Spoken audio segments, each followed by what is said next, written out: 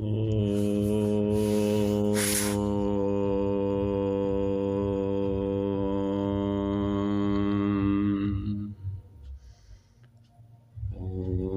सहना भवतु सहनौ भुनक्तु सह वीर्यं कर्वावहै तेजस्विनावधीतमस्तु मा विद्विषावहै। ओम शांति शांति शांति। उपनिषदों की श्रृंखला में हम कठोपनिषद को देख रहे हैं और कठोपनिषद में हमने 10 कक्षाओं में पहला अध्याय पूरा और दूसरे अध्याय की पहली वल्ली को हमने देखा था, जिसमें नचिकेता और यमाचार्य का संवाद चलता है। तो उस संवाद में नचिकेता ने 3 वर मांगे थे, जिसमें अंतिम वर के रूप में उसने यही मांगा था कि आत्मा का, शरीर में जो आत्मा स्थित है उस आत्मा का इस शरीर के छूटने के बाद क्या होता है वही मुझे बताइए। तो उसको पहले तो लालच दिया, लेकिन वो लालच में नहीं आया। तो अब यमाचार्य ने उसको आत्मा का उपदेश करना शुरू किया कि वो आत्मा किस किस प्रकार से इस संसार में और शरीर में व्याप्त है। कई प्रकार से वर्णन करने के पश्चात भी, क्योंकि ये अत्यंत दुर्विजयी है, यानी इस आत्मा को जानना बहुत मुश्किल है, बहुत कठिन है, अतः ब्रह्म तत्व प्रकारांतर से फिर भी निश्चय करने के लिए ये आगे का ग्रंथ आरंभ किया जाता है। तो अब दूसरी वल्ली, दूसरे अध्याय की दूसरी वल्ली अब आरंभ की जाती है। पहले ही मंत्र में कहते हैं, पूरम एकादश द्वारम अजस्य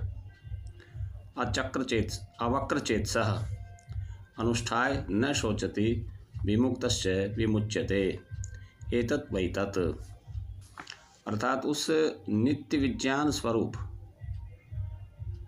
जो नित्य विज्ञान स्वरूप है, अर्थात जो अवक्र है, अज है, और जो अवक्र है, अवक्र चेतस है, अर्थात जो नित्य विज्ञान स्वरूप अजन्मा आत्मा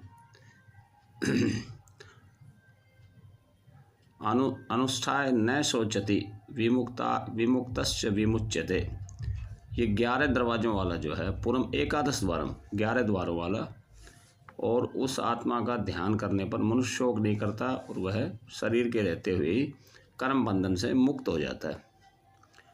निश्चय वही ये ब्रह्म है, यानी जो शरीर में आत्मा रहता है, जो अजन्मा है, 11 दरवाज़ों वाले शरीर में रहता है, और जिसका चेतस जो है वो अवक्र है, अर्थात बिल्कुल सीधा सीधा विचार करता है। अनुष्ठाय च शोचति, और ऐसा अनुष्ठान करने पर वो दुखी नहीं होता, न शोचति, और विमुक्तश्च विमुच्यते, और जो छूटने पर, इस शरीर से मुक्त होने पर वो अपने आनंद में चला जाता है। ऐसा जो आत्मा है, बस वही वह तत्व है जिसके बारे में तूने पूछा था नचिकेता। एतत् वै तत्। अब ये शरीर 11 दरवाज़ों वाला कैसे है?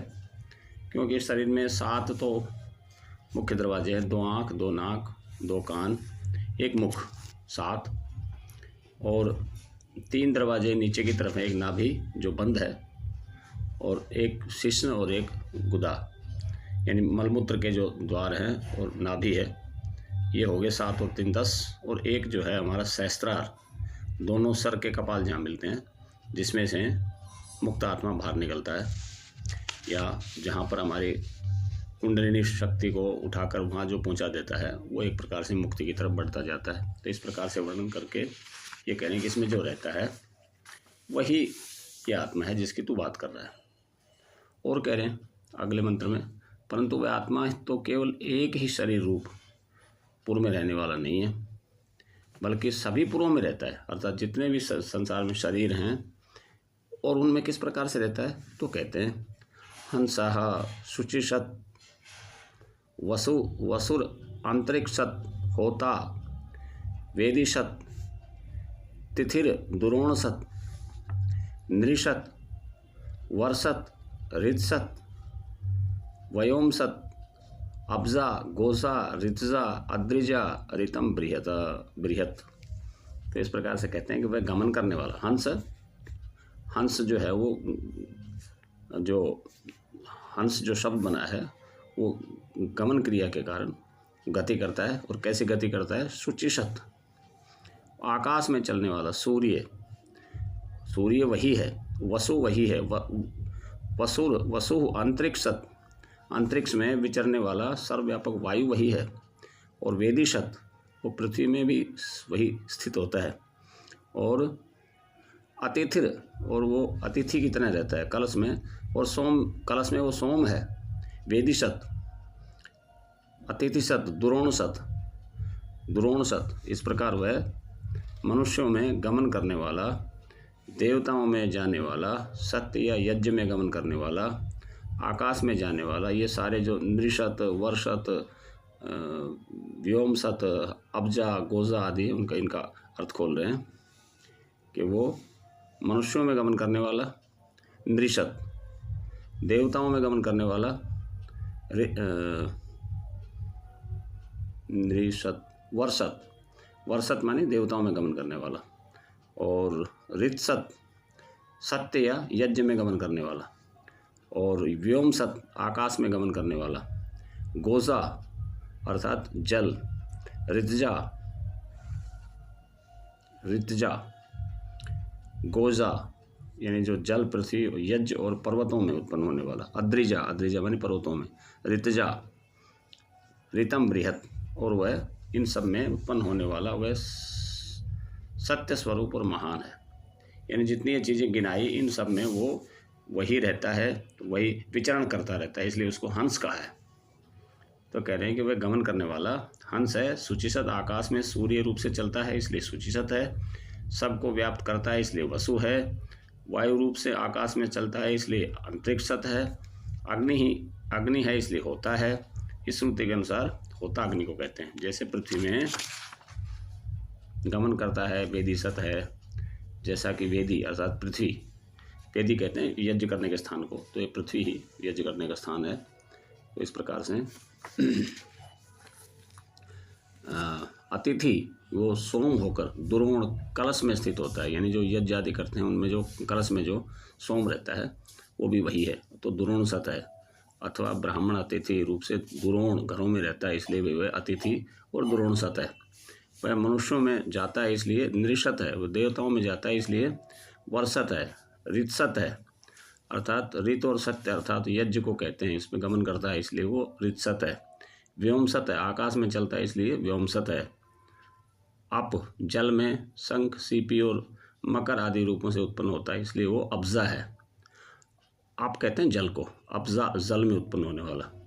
गो अर्थात पृथ्वी में व्रीहि यव आदि रूप से, व्रीहि कहते हैं जौ को और यव कहते हैं, व्रीहि कहते हैं चावल को और यव कहते हैं जौ को। तो व्रीहि और यव की तरह जो उत्पन्न होता है इसलिए वो गोजा है। और ऋत यज्ञांग रूप, यज्ञों का जो अंग है उसके रूप से उत्पन्न होता है इसलिए वो ऋतजा है। इसी प्रकार से पर्वतों में उत्पन्न होता है इसलिए वो अद्रिजा है। इस प्रकार से सर्वात्मा होकर भी वह ऋत अवितत स्वभाव वाला अर्थात सत्य स्वरूप ही है। सबका कारण होने से बृहत है, महान है। उस परमात्मा को ही तो वही, इस परमात्मा को तो वही जान जिसको तो पूछ रहा है। फिर तीसरे मंत्र में कहते हैं कि ऊर्ध्वम प्राणम उन्नयन, ऊर्ध्वम प्राणम उन्नयति अपानम प्रत्यगस्ति मध्य वामनम आसीनम विश्व देवा उपास्ते। अर्थात इस शरीर में जो प्राणों को ऊपर ले जा रहा है, अपान को नीचे की तरफ ले जा रहा है, और इन दोनों के मध्य में वो समान प्राण को भी संभालता है इसलिए वो वामन है। वो सबका उपासनीय है।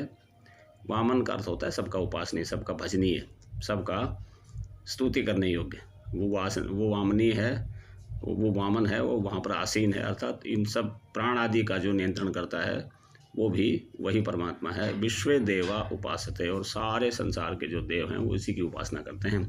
उसी को तू अपना, वही जो तूने पूछा था वो आत्मा को तू समझ, उस परमात्मा को तू समझ। और कह रहे हैं कि देहस्थ आत्मा ही जीवन है, देहस्थ आत्मा ही जीवन है। अन्य विस्तृंस मानस्य शरीरस्थस्य देहिना, देहादि विमुच्य मानस्य किमत्र परिशिष्यते एतत् वैतत्। कहते हैं कि शरीर, जब ये शरीर नष्ट हो जाता है तो इस शरीर में जो रहने वाला जो आत्मा है वो अपनी दूसरी योनियों के लिए चल देता है। देहादि विमुच्य मानस्य, देहादियों के नष्ट होने पर इसमें फिर क्या बचता है? कुछ नहीं बचता। अर्थात जो चला गया किमत्र परिशिष्यते, यहाँ क्या बचता है? तो जो शरीर में तो कुछ नहीं बचता, परंतु जो चला गया आत्मा उसी को तू एतत् वैतत्, वही वो तत्व है जिसके बारे में तूने पूछा है। फिर आगे 5वें मंत्र में कहते हैं न प्राणेन न अपानेन मर्त्यो जीवति कश्चन इतरेण तु जीवन्ति यस्मिन एतावत् उपाश्रितौ। न प्राणेन न अपानेन, कि ये जो शरीर जो जीवित रहता है ये ना प्राण से रहता है ना अपान से रहता है। ये तो कुछ अन्य ही एक पदार्थ है जिसको हम जीवात्मा कहते हैं, जिसको हम परमात्मा कहते हैं, वो अन्य से ही जीवित रहता है। बल्कि न तो वे इन दोनों के ही, वे दोनों तो इसके ही आश्रित हैं। वे दोनों प्राण आदि, जो प्राण और अपान आदि हैं, वे तो इसी आत्मा के या परमात्मा के आश्रित हैं, ऐसा समझो। और कहते हैं हे हंत, हे प्रिय, हंत ते इदम प्रवक्ष्यामि गुह्यम ब्रह्म सनातनम यथा च मरणम प्राप्य आत्मा भवति गौतम। हे गौतम, हे नचिकेता, मरणोत्तर काल में जीव की क्या गति होती है वो बतलाते हैं हम तेरे को। हंत ते इदम प्रवक्ष्यामि, हे गौतम, अब फिर मैं तुम्हारे प्रति उस गुह्य और सनातन ब्रह्म का वर्णन करूँगा। गुह्यम ब्रह्म सनातनम, हंत ते इदम प्रवक्ष्यामि गुह्यम ब्रह्म सनातनम यथा च मरणम प्राप्य अथवा आत्मा भवति गौतम। कि हे गौतम, जब ब्रह्म को न जानने के कारण जो मरण काल होता है उसमें आत्मा की क्या गति होती है वह मैं बतलाऊँगा।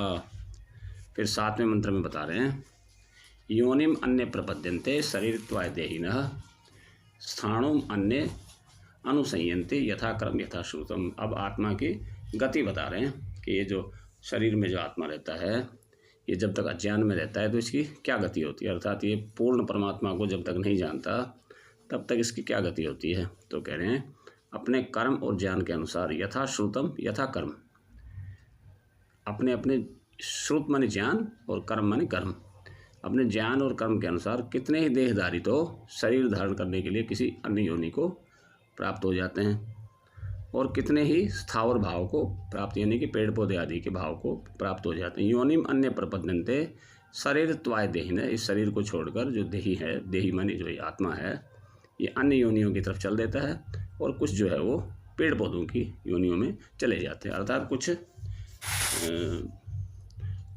तो जो ये जीव जंतु आदि हैं, मनुष्य आदि हैं, इनकी योनि में, और कुछ जो बहुत अधिक तमोगुण में रहते हैं वो फिर पेड़ पौधे आदि की योनियों में चले जाते हैं। ये इसकी गति है अज्ञान में।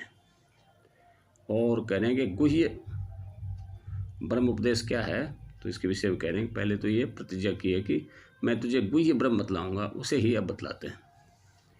यस एष सुप्तेषु जागृति कामम कामम पुरुषो निर्मिमाणः तदैव शुक्रम तद ब्रह्म तदैव अमृतम उच्यते तस्मिन् लोकाः श्रिता सर्वे तदु नात्येति कश्चन एतत् वै तत्, नात्येति कश्चन एतत् वै तत्। कह रहे हैं कि ये एषा सुप्तेषु जागृति, जब ये सोता हुआ और जागृत में भी जो कामम कामम पुरुषो निर्मिमाण है, जो अपनी इच्छित पदार्थों की जो रचना करता हुआ जो जागता है, वही शुक्र, वही शुद्ध है, वही ब्रह्म है और वही अमृत है। उसमें संपूर्ण लोक आश्रित हैं, कोई भी उसका उल्लंघन नहीं कर सकता, निश्चय ही वह ब्रह्म है।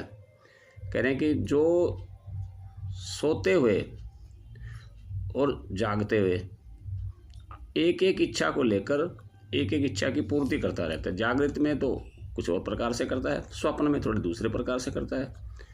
तो स्वप्न में और जागृत में जो अपनी इच्छाओं की पूर्ति करता रहता है, तदेव शुक्रम, वही तो वो शुद्ध परमात्मा है, वही तो वो शुद्ध आत्मा है। तद ब्रह्म तदेव अमृतम उच्यते, वही ब्रह्म है और वही अमृत है। तस्मिन् लोकाश्रिता सर्वे, और जिसमें सारे लोग जिसके आश्रित हैं, तदु नात्येति कश्चन, और उसके नियम का कोई उल्लंघन नहीं कर सकता। एतत् वै तत्, वही यही वो परमात्मा है जो प्राण आदि के सो जाने पर भी संसार में अपनी बुद्धि के अनुसार अपने कर्मों का निर्माण करता रहता है। यानी प्राण की शक्ति भी वो परमात्मा ही है। और आगे फिर 9वें मंत्र में कह रहे हैं, 9वें मंत्र में कह रहे हैं, इसको कल देखेंगे, अभी 8 तक का थोड़ा उपसंहार करते हैं कि इस प्रकार से इन 8 मंत्रों में यही बताया कि वो आत्मा किस प्रकार से इस शरीर में रहता है, किस प्रकार से उसकी शरीर को छोड़ने पर गति होती है, और किस प्रकार से वो इस संसार का इस शरीर का नियंत्रण करता है और संसार का भी नियंत्रण करता है। इस प्रकार से ये सारी बातें बताकर आगे फिर जो है अब इसके विषय में बताएंगे कि जैसे अग्नि आदि सब एक एक वस्तु में प्रविष्ट होते हुए भी, अलग अलग रूपों में जो भी बदलते हुए भी वो सब का प्रतिरूप बन रही है और बाहर भी है, यानी जो प्रतिरूप नहीं बनी है वो भी है और जो प्रतिरूप बन गई वो भी है। तो इस प्रकार से इस आत्मा के स्वरूप को बतलाकर इस आत्मा के क्रियाकलाप को भी बतला दिया, इसकी गतियों को बतला दिया, और इसमें ये कहाँ कहाँ किस किस रूप में स्थित रहता है कुछ उदाहरण लेकर इसको समझा दिया। और अब आगे इसका जो शेष भाग है वो इसकी अन्य जो इसमें जो प्रसंग छूट गए उनके विषय में भी बताएंगे। तो इस प्रकार से हमने 1 से लेकर और 8 तक के मंत्रों को आज देखा। तो इसमें अधिक चर्चा करने का आज थोड़ा सा कई पड़ोस में कुछ शोर शराबा हो रहा है, इसलिए थोड़ा सा उधर ध्यान चला जाता है बीच बीच में। तो आप सभी से मैं यही उम्मीद करता हूँ कि आप इस प्रकार से उपनिषद के ज्ञान को समझकर उपनिषद के अनुसार अपने स्वरूप को निश्चित करके और फिर इस संसार में दुष्कर्मों को, पापों को छोड़कर धर्मपूर्वक जीवन जीते हुए अपने आत्मा का ठीक ठीक निश्चय कर पाएंगे, साधना के मार्ग पर आगे बढ़ पाएंगे, साधना में आपका मन लग पाएगा। क्योंकि जब तक ज्ञान शुद्ध नहीं होता तब तक हमारा मन साधना में लगता नहीं है।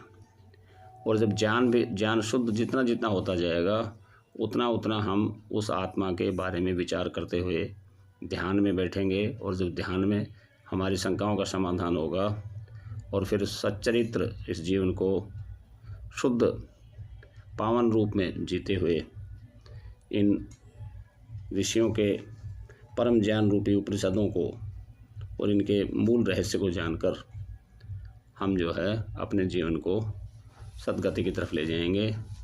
और परमात्मा करे कि हम सब इस जीवन के पूरा होते होते मरने से पहले ही हम उस सत्य तत्व को जान जाएं, ताकि हमारी सद्गति हो और हम इस जीने मरने के चक्कर से छूट जाएं। ऐसी मेरी मनोकामना है कि परमात्मा हमारा भी कल्याण करे और जो भी इसमें रुचि रखने वाले हैं उन सभी का कल्याण करे।